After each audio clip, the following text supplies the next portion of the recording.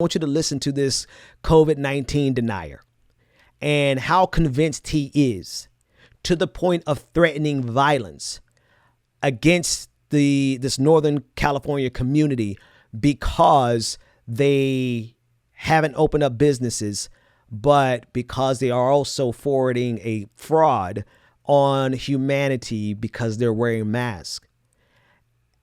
And I think once you hear it, maybe that'll give you better context. Let's listen in. It comes because our families are starving. And if you don't hear the seriousness of my voice, I hope you open your ears and you absolutely listen to what I'm saying. Because this is a warning for what's coming. It's not going to be peaceful much longer. It's not going to be rah-rah. It's not going to be speeches. It's not going to be gathered outside saying a Pledge of Allegiance. It's not going to be waving flags. It's going to be real. When you've seen the things that I've seen, I went to war for this country. I've seen the ugliest, dirtiest part of humanity. I've been in combat, and I never want to go back again. But I'm telling you what, I will to save this country. If it has to be against our own citizens, it will happen. And there's a million people like me, and you won't stop us. Open the county. Let our citizens do what they need to do. Let owners of businesses do what they need to do to feed their families. Take the masks off. Quit masking and muzzling your children. The psychological damage you're doing to them is horrible. I've had 6 friends kill themselves since it's happened. Veterans who lost their jobs. How do you feel about being complicit in perpetuating that? The greatest hoax ever perpetuated on the American people. And you're a part of it by wearing your masks. In Shasta County, we're supposed to be red country up here. Not blue country, we're red country up here. Oh, wait a minute. There's the truth. There's the truth at the very end. We're supposed to be red country. We're supposed to be a Republican county, not a blue county. So everything this man just threatened is based on his political ideology more than anything else. The fact that he believes that wearing masks is traumatizing your kids and it's causing irreparable damage, as opposed to the 170,000 people who have died of COVID-19. These people are morons of the highest order. I'm sorry. Like, I've never seen this level of stupidity in my life. And it is rooted deeply in republicanism, more precisely Trumpism. Now, suicides are actually up. I covered that kind of extensively. And especially suicidal ideations. 1 in 4 people underneath the age of 25 or underneath the age of 30, I forget. Ages 25 to 40.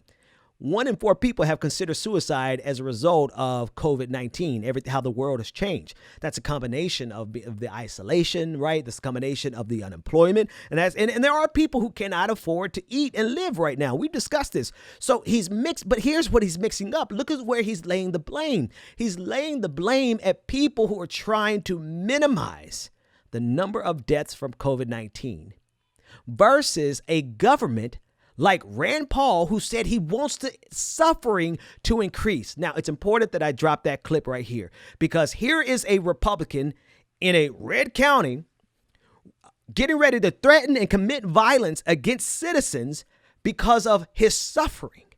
And he's like, but this is supposed to be a Republican county.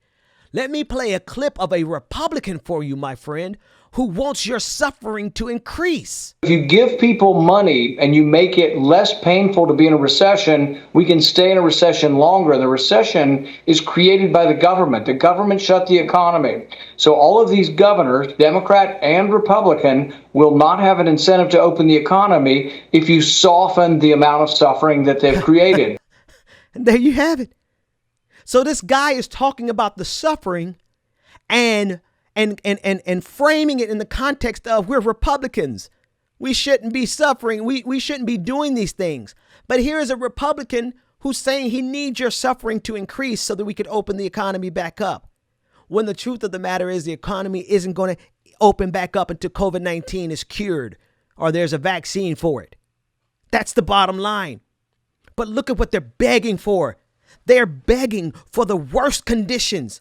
It's another level of ignorance and stupidity, because that man who's ready to commit domestic terrorism, he's ready to commit it if you don't stop wearing a mask.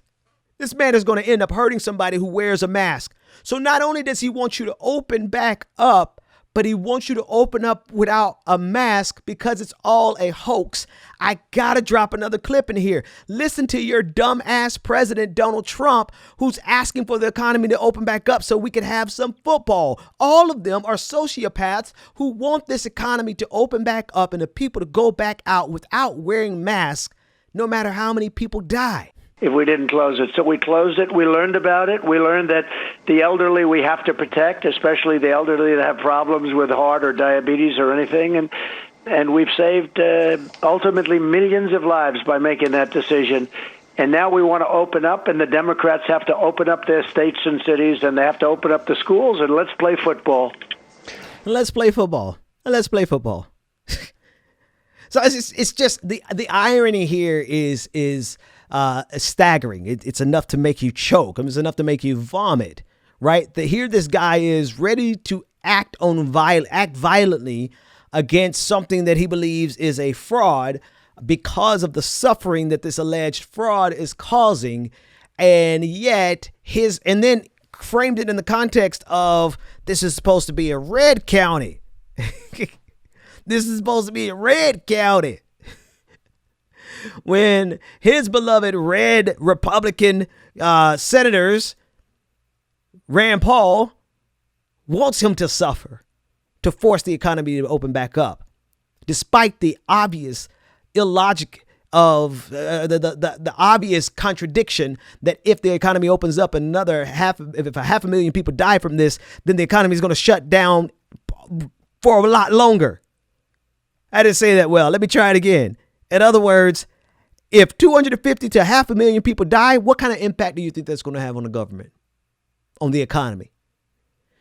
Meanwhile, the Donald Trump is trying to get us back to football, and in a season, in a time when wearing a mask is so politicized that if they open up and have football games and people are not wearing masks, then more people are going to die, which is ultimately going to lead to the economy collapsing even more, which is going to cause more suffering, which is going to make this guy even angrier, which is going to make him go out and lash out against people wearing masks, and not the Republicans who are setting him up and setting America up for failure.